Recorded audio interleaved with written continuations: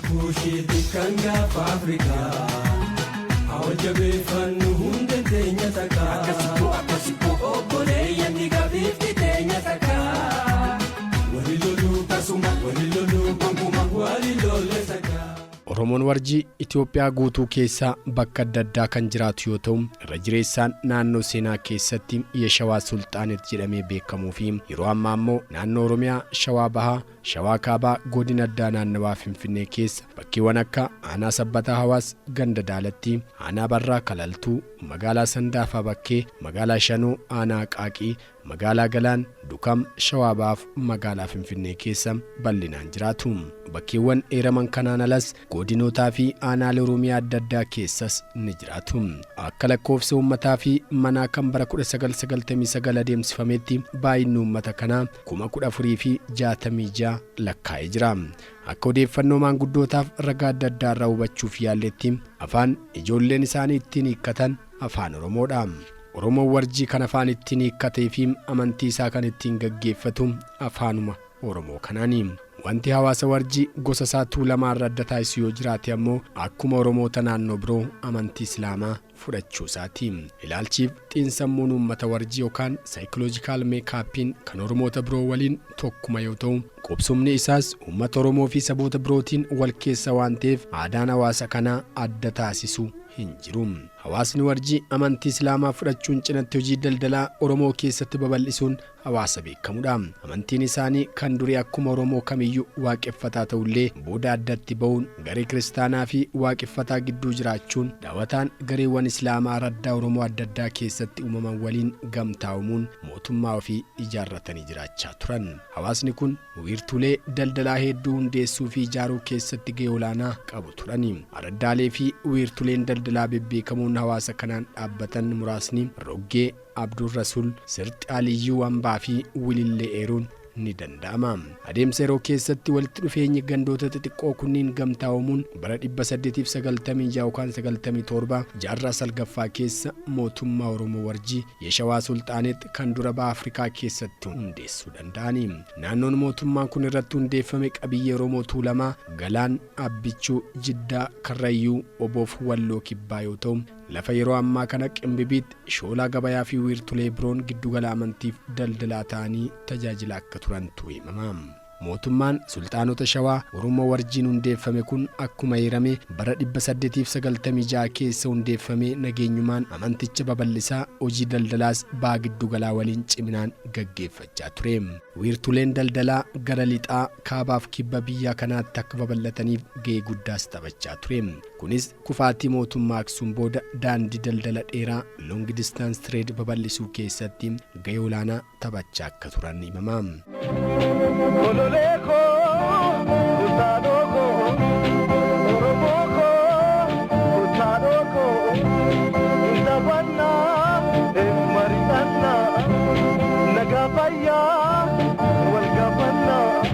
Faayidaa daldalaa fi qaroomina addunyaan kan adda bahee mootummaan Absiiniyaa kan Daamotii fi Zaaguwee duula walirraan cinne Oromoo warjii irratti raawwachaa turan. Birmadummaa lafa isaanii fi amantii isaanii diiguuf duula bara 1108 isaan irratti gaggeeffame akka ofirraa rukutan seenaa keessatti ni beekama. Oromoo warjii waraana sarratti aggaamame kana qolachuuf maamiloota isaa kan Arabaa fi Paakistaan irraa dhufanitti michoomuun waraana cimaa xiyyaaf faradoon leenjii argatan qopheessuun rukutanii diina ofirraa qolachaa turani. Gareen gurmuu Oromoo amantii Islaamaa hordofan kan biroo kun Oromoota mootummaa Daamotaa jala jiran amantii isaanii waaqeffataa kan dhiisanidha. Booda garuu amantii Islaamaa fudhatanii osoo baay'een turiin bara Abbaa Takleen duula amantii gochaa turan gara kiristaanaatti dacha'anii jiru.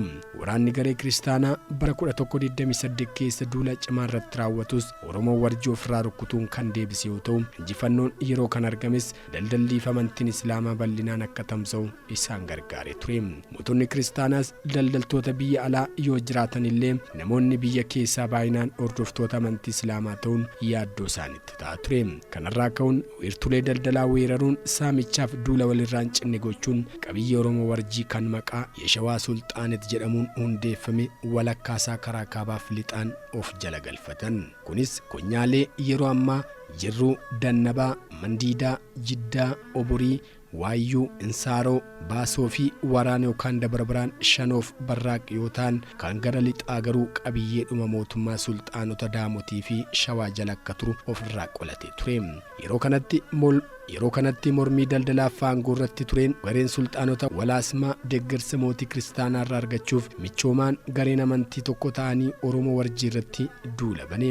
Haaluma kanaan mormii iddoo hundatti ka'een mootummaa Oromoota Warjii dadhabsiisan. Sikuushiti kan gaafa Afrikaa awwajabeeffannu hunda teenya takkaa akkasitti obboleeyyan dhigaafifti teenya takkaa wali loluu tasuma wali loluu gonkumaa wali lolle takkaa.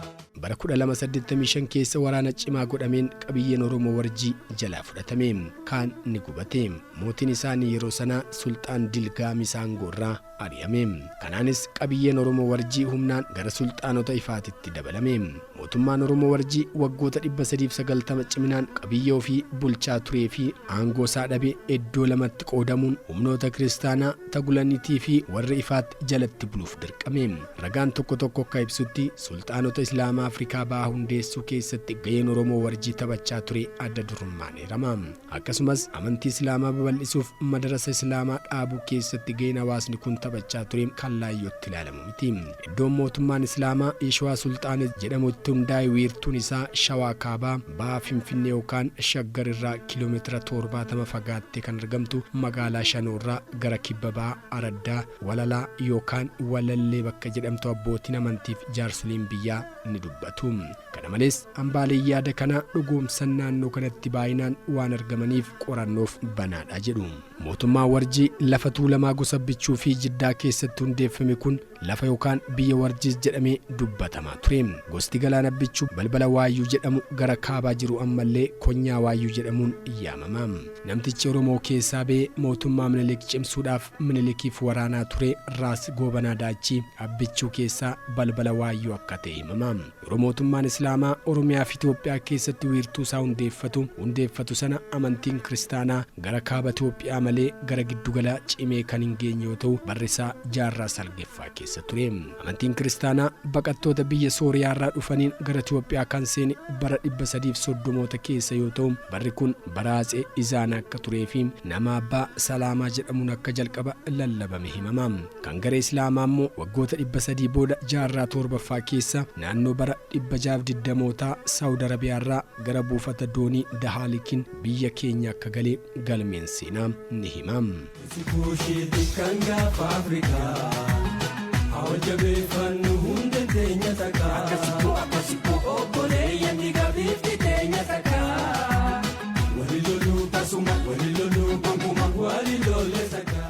Daldaltoonni garee biraas gara Zaayilaatiin gara biyya kanaa seenuun wiirturee daldalaa akka Zeelaa, Daakaar, Baabbilee, Harar, Galamsoo, Maayaa, Dirree Dhawaa, Hirnaa, Miyeessoo, Asaboot, Hawusaa, Mataaraa, Roggee, Adurraasul, Aliyyuu Hambaa, Ifaat, Walaleef, Sirxii darbees gara warra jaarsootti seenu eegalan. Buufata daldalaa fi giddugala barumsaa amantii Islaamaa hundeessuuf hoogganuu keessatti Oromoo Warjii gahee guddaa taphachaa turan. Haa ta'u malee naannoo Shawaa qofa osoo hin taane hordoftoonni amantii Islaamaa gara kaaba Itoophiyaa naannoo wagara kibbaa keessa akka jiraachaa turan qorannoon arkeeoloojii bara 2006 keessa gaggeeffame ifa godheera.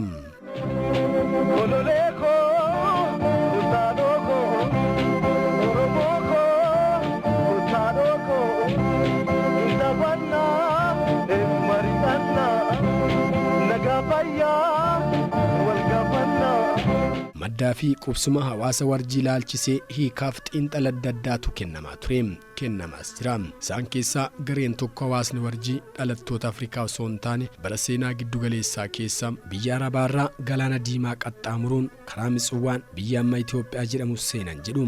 Eertiraarraa ka'uun Tigraay keessa waan turaniif Tigrii Warjii jedhamuun illee oolle jedhu. Garuu hiika sirrii miti. Tigrii jechi jedhu jecha Arabaarraa kan dhufe yoo ta'u hiikkoon isaas tijaara yookaan daldalaa jechuudha. Garee yaada kanaan falmamoo maqaan Tigrii Warjii kan moggaafameef karaa isaanittiin biyya seenan irraa ka'uun hin oolu jedhu.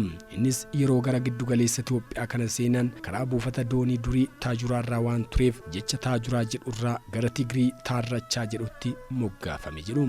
Seenessuun akkana himamuu kan danda'e maqaa Tigrii yookaan taajiraa jedhamurraa akka ka'etu himama. Haa ta'u malee jechoonni tigriif taajiraa jedhaman kunneen hiikaa ofii kan qaban yoo ta'u innis tigrii jechuun afaan arabaa daldaltuu yookaan naggaadee akka ta'ee fi taajiraa kan jedhus bifuma wal fakkaatuun tujaara yookaan daldalaa badhaadhaa jechuu akka ta'e maanguddoonni ni ibsu. Maqaa sabni kun ofii kennee dhiisanii maqaa biraa warra waamaa turaniif qophiin kun deebii kenna. Maqaa warjii jedhu garuu maqaa ganamaa Oromoon hawaasa aadaa sirna gadaa dhiisee amantii Islaamaa fudhateef kan kenname ture. Hiikaan isaas Oromoo seera gadaa dhiisee ji'a ilaaluu fi heeduun sooma raawwatuuf amanu jechuun itti moggaafame maanguddoon Tuulamaa himanii jiru. Warjiin Oromoo gosa galaan mana abbichuu balbala waayyuu keessaa dursee amantii Islaamaa kan fudhatee fi gadaa dhiisuun amantii Islaamaa jalatti gurmaa'uun hiriireedha kan jedhantu baay'ata.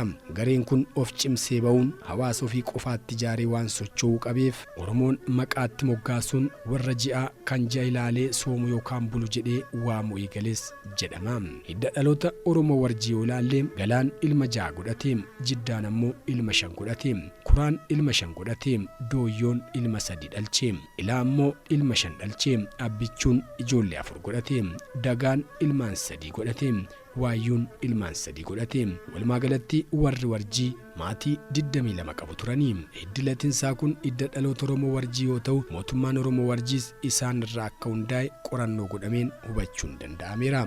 Mootummaan Oromoo warjii hundeeffame kun duula baroota 1285 keessa kallattii lamaan irratti gaggeeffameen kufee yoo barbadaa'u qabiyyeen isaa iddoo lamatti hiramee humna Yiknoo Amlaakii fi humna Sultaan Walaasmaan qabatame.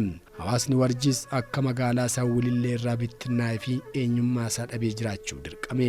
Yeroon kun yeroo seenaan bara giddu galeessaa biyya kanaa itti eegale ture. Sifuushii kan gaafa Afrikaa awwajabeeffannu hunda teenya takaa akkasitti obboleeyyan digabiifti teenya takaa wali loluu tasuma wali loluu gonkumaa wali lolle takaa. Barreessitoonni seenaa hedduun seenaa Itoophiyaa yoo barreessan walitti bu'insa hordoftoota garee kiristaanaaf Islaamaa barreessu malee uummanni garee lamaan kana keessatti hiriire eenyu akka ta'e ibsuu irratti rakkoo guddaa kan qabanidha. Kunis ta'e jedhamee kan raawwatu malee uummata musliimaa naannoo sana jiru wallaalanii miti. Ilaalcha amantichaa irratti qaban irraa ka'anii jibbaan seenaa uummataa irra darbaa yookaan balleessaa turan. Akkuma jalqabbii amantii musliimaa keessatti ifatee babal'inni isaas lafa Oromoo irratti akka ture beekuun barbaachisaadha. Haaluma kanaan wiirtulee musliimaa beekamoo tokko yoo ilaalle uummata kam wajjin dursanii akka walitti dhufan tilmaamuun ni danda'ama. Dursee kan arginu wiirtuu kaaba Itoophiyaa kan Aksuumiiti. Iddoon kun iddoo amannaa Jaashii turee fi barsiisonni amantii Islaamaa biyya Arabaarraa dhufuun itti simatamanidha. Bakki kun ammas bakka qulqulluu Islaamaa akka Afrikaatti beekaman keessaa isa tokko. Gara kibba Oromiyaatti yommuu dhufnu wiirtuleen amantiin Islaamaa keessatti babal'achaa turanii fi kan seenaa qaban 7 lafaaf qabiyyee Oromoo irratti argamu. Isaanis Yeshawaa Sulxaanitti jaarraa 19ffaa keessa Ifaat Kaabaa fi Baashawaa Kibba Walloo bara 1286 hanga 1300tti, Adaal bara 1300 hanga 1415tti, Baalee Baaleetti kan hundeeffame, Adiyyaa Arsii keessatti kan hundeeffame, Daawaroo Baalee Faarsii keessatti kan hundaa'e, Arabaabiin Shawaa Bahaa, Shirkaa Arsii, Darraa Shawaa Kaabaa. Oromoo warjii wiirtulee amantii Islaamaa kana keessatti gahee olaanaa taphachaa akka turan galmee seenaarraa ni hubatama. Wiirtuun Islaamaa bebbeekamuun bakka Oromoo warjii jiraatuu fi naannoo Oromiyaa ammaa keessatti argamu.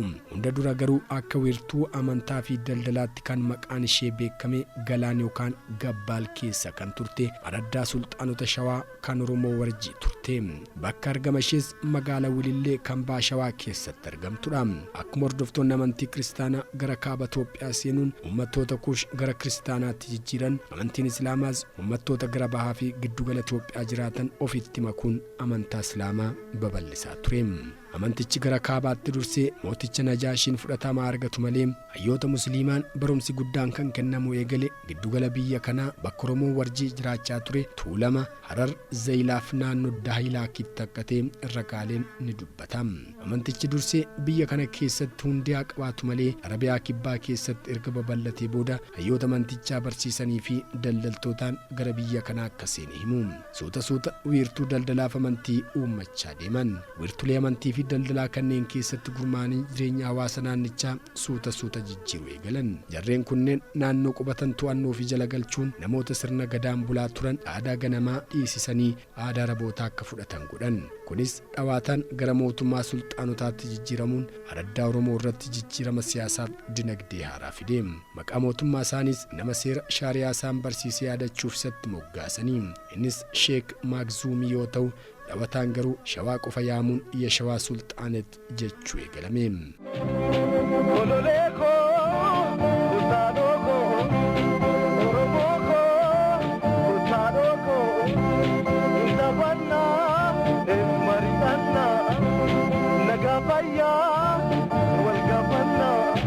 Mootummaan sulxaanota ifaat lafa Oromoo warjii mara weeraruun Karrayyuuf Jiillee yookaan kaaba bahaa Shawaa naannoo Shawaa Roobiit keessatti wiirtuu godhatee kan hundeeffamedha. Wiirtuun kun dura jaarraa salgaffaan 13ffaa keessa iddoo namoonni aangoo olaanaa musliimota warjii irratti gaggeessaa turanidha. Ifaatii fi Aliyyuu Hambaan wiirtuu daldala Islaamaa bara giddugalaa yoo ta'an Oromoota naannoo sana jiraatan mara gara amantii Islaamaatti akka jijjiiraman gochuu keessatti gahee guddaa taphachaa turaniiru. Haa ta'utii garuu dhimma Oromoo irratti daba mootummaa ifaat hojjetu ragaa wanti deeggarame hin mul'atu. Oromoo warjii isaan waliin jiraachuuf murteeffatus kallattii lamaanitti duulamee bara 1285 mootummaan isaa aangoo akka dhabu godhame jira.